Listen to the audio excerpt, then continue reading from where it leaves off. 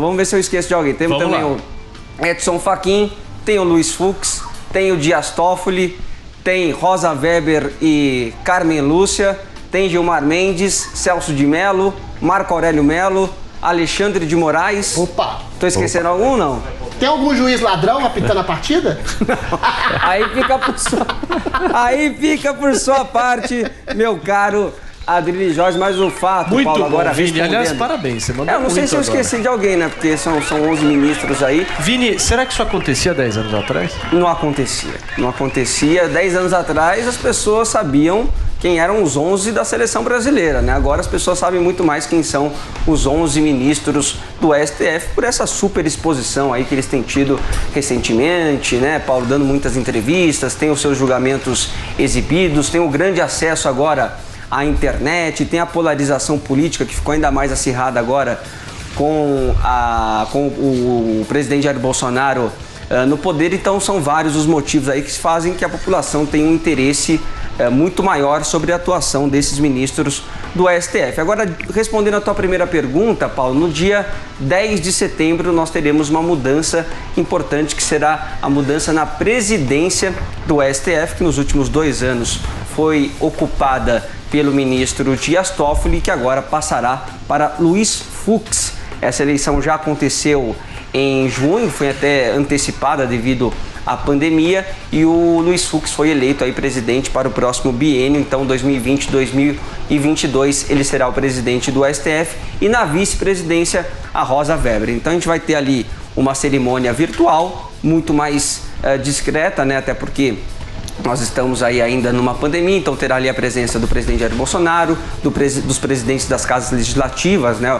O Davi Alcolumbre e também o Rodrigo Maia, o presidente da OAB, o Felipe Santa Cruz, e aí tem lá também as presenças virtuais, vai ter alguns familiares do Luiz Fux e também da Rosa Weber. E aí algumas tradições, Paulo, serão perdidas, né? Por nós estarmos aí numa pandemia. Uma delas é aquela festa, né, na Babisca do Supremo Tribunal Federal, chiquérrima, que ocorre aí durante essas posses, né, seja numa posse comum, seja numa posse de presidência do STF. Eu queria até relembrar um momento aqui, Paulo, do próprio ministro Luiz Fux na posse da presidência do Joaquim Barbosa em 2012.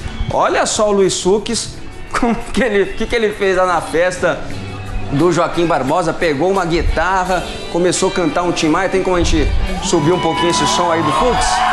Olha!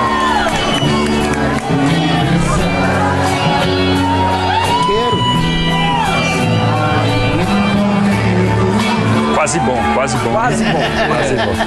Tá aí o Luiz Fux, mas ó, se ele gosta de ser estrela aí nos palcos, Paulo Matias, dentro do STF ele tem um estilo um pouco mais discreto, e essa descrição deve ser uma marca dele na presidência do STF, diferente do que foi a atuação, por exemplo, do seu antecessor aí, o Dias Toffoli. Ele quer manter uma boa relação entre os poderes, mas de uma maneira mais comedida. O Fux, que entrou em 2011, foi nomeado na gestão Dilma Rousseff, tem 67 anos e já diz também, Paulo, afirmou que um dos eixos de atuação dele será o meio ambiente, que segundo ele é importante para a busca de investimentos estrangeiros no Brasil, e também tem dito aí alguns interlocutores que vai também manter uma posição firme do STF em relação a pautas de defesa das minorias. Se espera que ele adote, portanto, esse estilo mais discreto, mas existe, Paulo, uma expectativa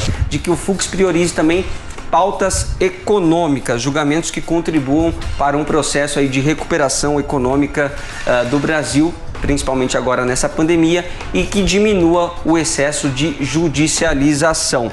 Ele também é considerado, Paulo, um dos ministros mais punitivistas do STF, um grande incentivador da Lava Jato. Você se lembra que naquelas conversas reveladas pelo Intercept, um dos diálogos ali entre Moro e Deltan Dallagnol, o Moro dizia para o Deltan: "In Fux we trust", que foi justamente até o que o Joel falou aqui no início do programa, e obviamente que foi uma frase que repercutiu bastante. Agora, independente disso, Paulo, o que a gente quer ver mais no Supremo?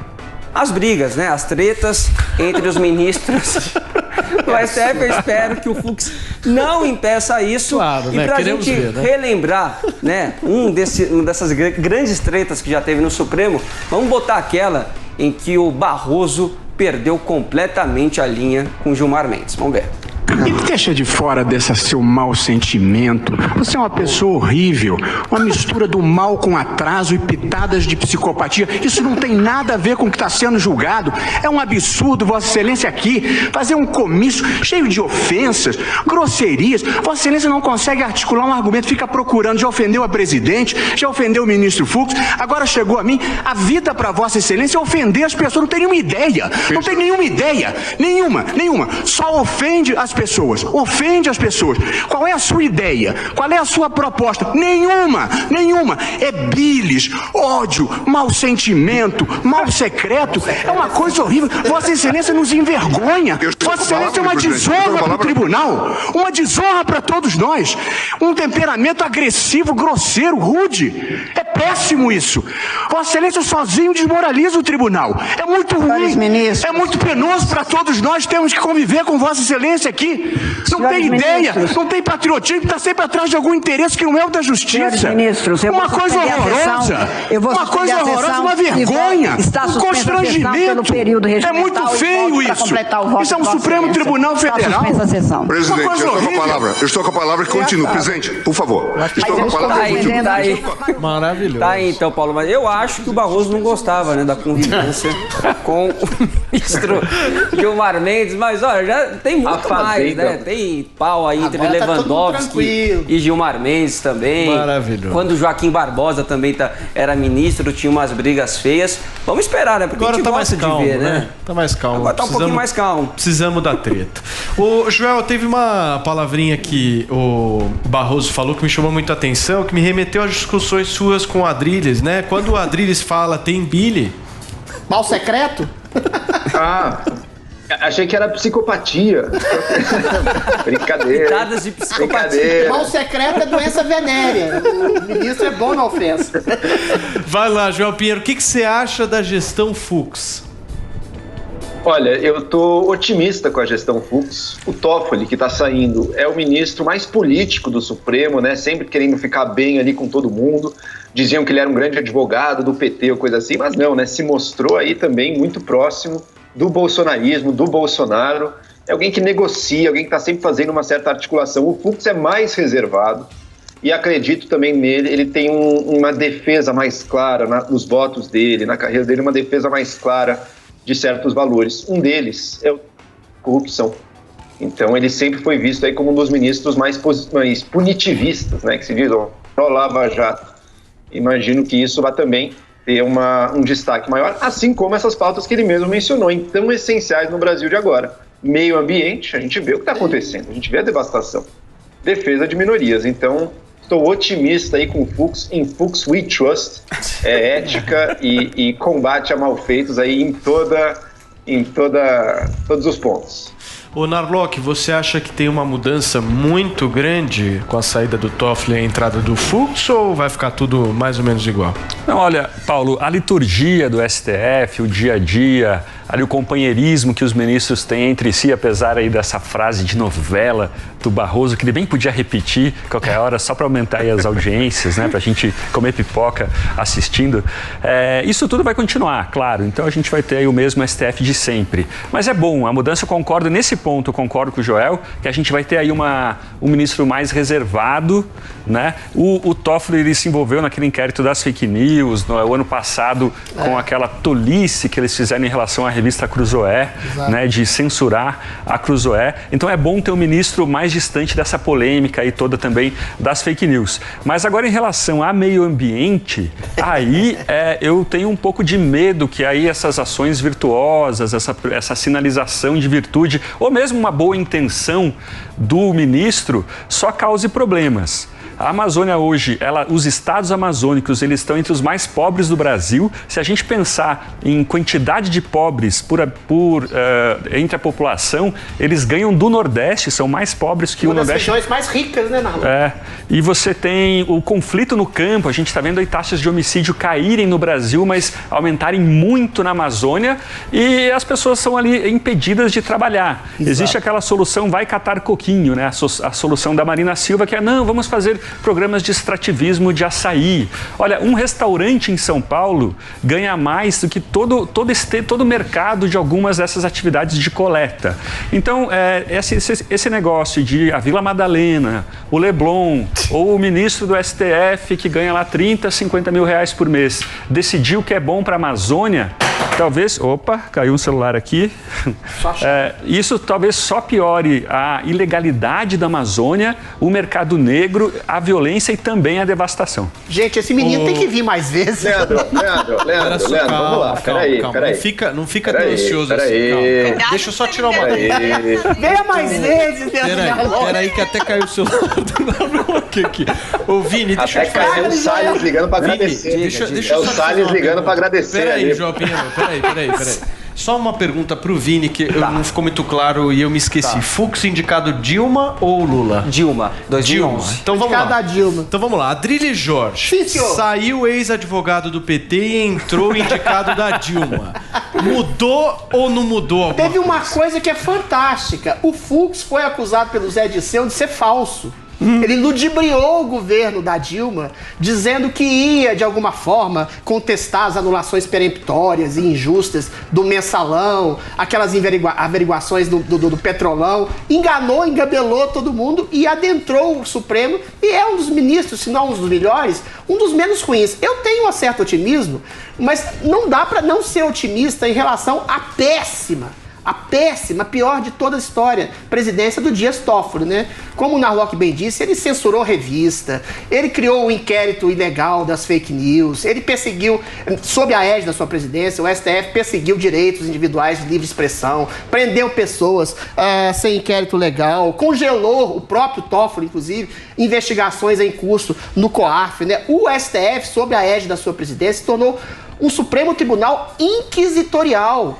que alicerça a quebra da institucionalidade, da garantia da liberdade de expressão das pessoas, né? O próprio ministro Barroso fala que os nossos progressistas têm que conversar com esses pobres conservadores naquela live com o menino lá que imitava a foca. Ou seja, virou algo que quer incutir luzes na ignorância popular e não percebe que o povo tem exatamente suas diretrizes próprias. E quando um Supremo chama um presidente de genocida, fascista, nazista, racista, e coloca toda a égide da população que o votou também sobre o mesmo escopo, inclusive seus apoiadores mais diretos, e o coloca na cadeia, você vira uma instituição absolutamente temerária. Nesse sentido, é impossível fazer uma presidência menos ruim que a do Toffoli, né? Oxalá ele tenha fingido também, porque ele também anuiu com o inquérito ilegal, ilegítimo e persecutório das fake news, né? Oxalá ele tenha fingido também para agradar o seu querido Toffoli, e ele faça, às vezes, de um juiz realmente não garantista, que não garanta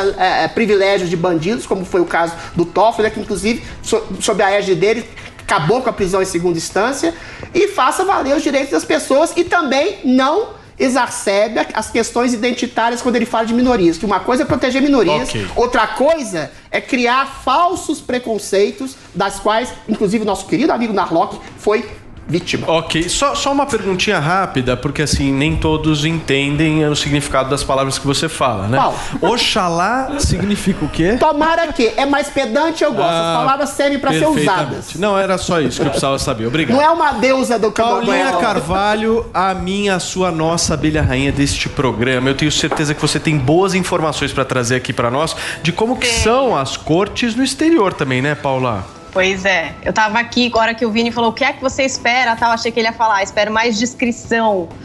Mas não, ele esperava tretas, né?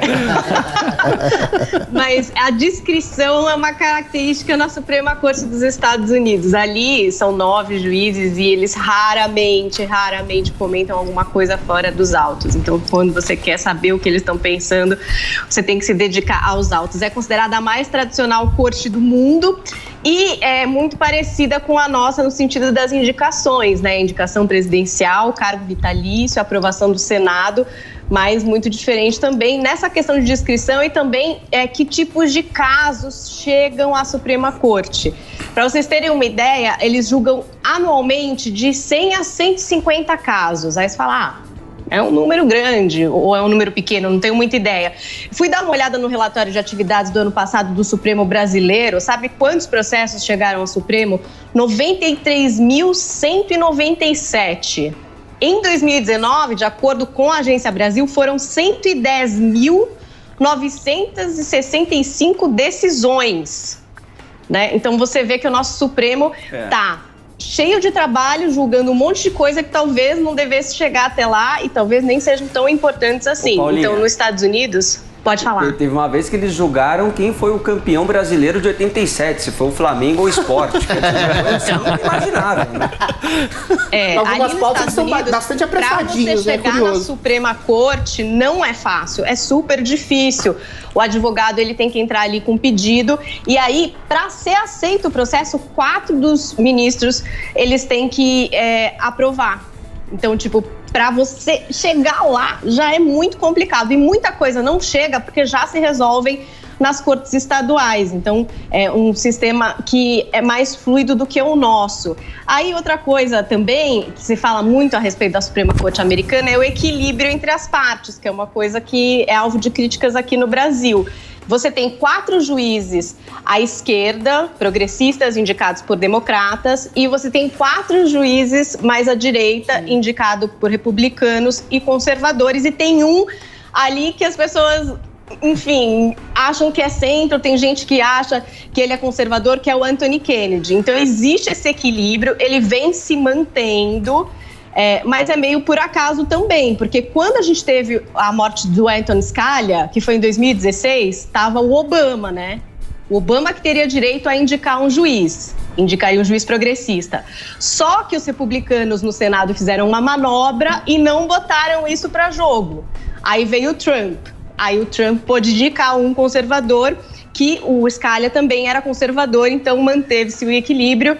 O Trump conseguiu confirmar no Senado, depois de uma pequena confusãozinha ali, mas ele conseguiu confirmar o indicado dele e manteve-se aí esse equilíbrio, que é alguma coisa que todo mundo fala que é bom, é muito bom, né? Que tem um equilíbrio ali na corte entre progressistas e conservadores. Agora, essa questão da indicação presidencial, que às vezes a gente discute aqui, que é alvo de muitas críticas, porque isso é o indicado da Dilma, é o indicado do Lula. Quando o Bolsonaro indicar alguém, vai ser o indicado do Bolsonaro, vai ter sempre essa conexão. Outros países fazem diferente. Na França, por exemplo, os presidentes da República, do Senado e da Câmara, eles escolhem cada um terço dos assentos da corte. Na Alemanha, são as 2 casas legislativas quem escolhe. Então, assim, tem outras formas de se fazer. A nossa é parecida com essa americana, mas a gente vê que o funcionamento é bem diferente, né? Boa, Paulinha. Eu queria discutir um pouco com vocês, gente, esse tema da descrição dos ministros do STF, né? Se a gente for analisar, na década de 90, começou aí a transmissão das audiências que eles fazem, dos debates ali. Isso também virou um certo palanque para muitos deles, né? Na opinião de vocês, vocês acham que deveria haver toda essa publicidade para as sessões plenárias do Supremo? Vocês acham que os Supremos deveriam conceder essas entrevistas à torta e à direita que eles concedem? Vocês acham que eles deveriam participar de lives com personagens como, por exemplo, o Barroso fez com o Felipe Neto? Qual que é a opinião de vocês sobre essa questão da descrição, do posicionamento? E tem um outro ponto, só para encerrar, para ser bem adrilhano aqui e alongar a minha pergunta. Se você for analisar, nem todos os 11 ministros têm esse comportamento, né? Tem gente muito discreta ali dos 11, né? Na Bloch. Ai, meu Deus, qual era a pergunta mesmo? A descrição, você acha que os ministros devem se publicizar ou ser discretos? Falar só nos autos? Não, então eu tenho dúvidas, eu tenho um certo medo com esse juiz celebridade, né? Tudo bem, ele tem o direito de fazer o que quiser, ele pode se expressar, às vezes talvez com um pouco menos sobre algum processo que está cuidando e tal. Ele inevitavelmente é uma pessoa pública. O problema é quando ele fica perseguindo mais likes, mais compartilhamentos nas redes do que perseguindo a boa justiça, né? E a gente vê aí, a gente entra naquela história do feel good politics, né? Na política do bem-estar, vamos se sentir bem, né? Então o que está na moda, agora está na moda nos Estados Unidos cotas para negros. Então, apesar de não ter nenhuma lei no Brasil sobre isso, a gente vai criar, né? Então ele vai pelo modismo, vai pela moda.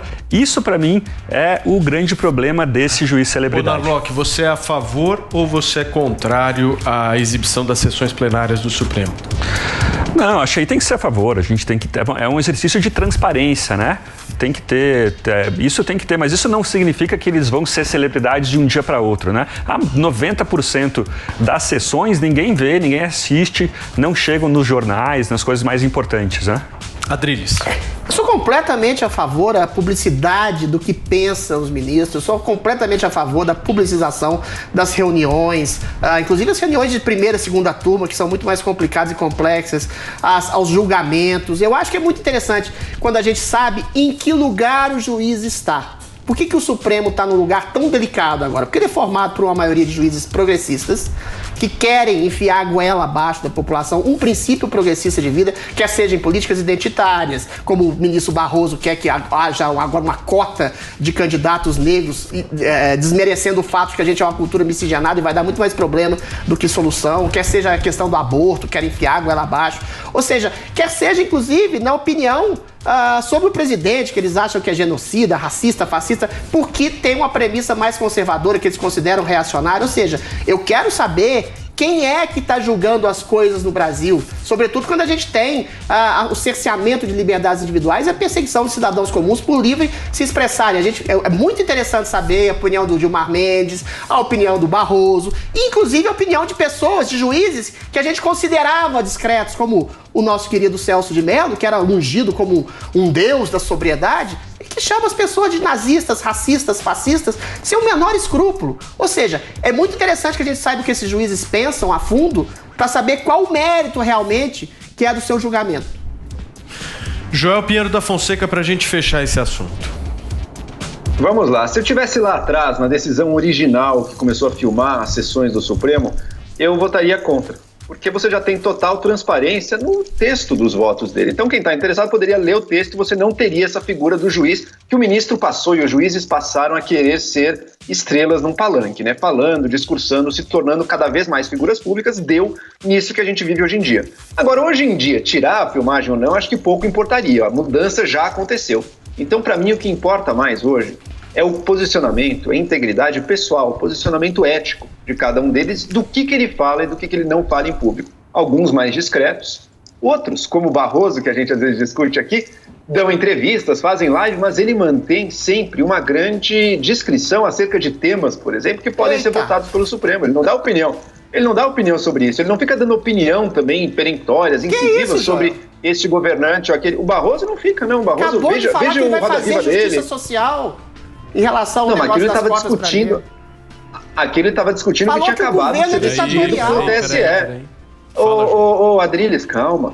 Aquilo lá, ele estava falando acerca da decisão do TSE sobre as candidaturas. Você pode discordar ou concordar. Teve o argumento dele ali. Ele estava falando o que foi votado, o que foi decidido. Aí sim, ele está comunicando algo que foi decidido. Peraí, Adriles, eu já passo para você. Calma, ele falou... Adriles, calma. Ele falou que o governo, a gente está sendo governado por alguém que sempre apoiou e defendeu a ditadura, que é verdade, isso não é mentira. Ele estava relatando um fato banal, trivial, que ninguém discute sobre o Brasil. Ele não estava dando uma opinião incisiva sobre alguma coisa. Então, acho que, hoje em dia, é um desenvolvimento questionável para o Brasil, esse fato dos ministros da Suprema Corte terem virado formadores de opinião pública. Acho um desenvolvimento questionável. Lá atrás, talvez teria sido melhor não ter, mas dado que tem, alguns sabem fazê-lo com bastante integridade e com bastante responsabilidade. Acho que esse é o diferencial. Joel, Adriles, depois do Narlock, para a gente fechar. Joel, o Barroso disse que o Bolsonaro apoia a tortura. O Barroso disse que o Bolsonaro calma. Deixa eu falar. Joel, o Barroso falou que o Brasil está numa escalada rumo a uma ditadura com arrombos autoritários. Sendo que é o próprio STF que tem esses arrombos autoritários, que está prendendo pessoas sem devido processo legal e cerceando vozes, inclusive querendo censurar até redes sociais. Entendeu? Você dizer que ele não deu nenhum tipo de opinião, que ele só foi discreto. Ele falou isso em inglês, na Fundação Fernando Henrique Cardoso, pro mundo, para que o mundo tenha uma percepção de que o Brasil tá sob a égide de uma ditadura bolsonarista. Se isso não der opinião, eu também não dou opinião nenhuma aqui, pelo amor de Deus. Ok, Narlock. Não, para mim esse é um ponto fundamental. A esquerda hoje está falando muito aí de ameaças à democracia, atentado à democracia no Brasil. Tem jornal falando aí de ditadura militar, relembrando cursos sobre ditadura militar e tal. Para mim, a instituição que mais ameaça a democracia no Brasil e a harmonia dos poderes é o STF. É o Alexandre de Moraes. O Crivella, o que a gente viu do Crivella, o prefeito do Rio de Janeiro, essa semana, ali dos capatazes que atrapalhavam as pessoas, aquilo é um atentado à democracia. Aquilo não é paranoia. E o que o STF faz, esses atos de ofício, de prender as pessoas sem elas conseguirem ver o processo, ver a acusação, se fosse do outro lado, a gente estaria vendo as pessoas aí escrevendo para o New York Times, falando de atentado contra a democracia no Brasil. Ok, olha, Volta gente, mais, pelo amor de Deus. Vamos influenciar Joel Pinheiro da Fonseca, Leandro, e você. A gente vai trazer a maturidade. Aguardem minha resposta pro próximo bloco. Vocês não perdem por esperar. Adriano Jorge, você quer apresentar? Eu tô apaixonado pelo Leandro. Então você poderia se calar enquanto eu tô lendo aqui? Vai lá, vai.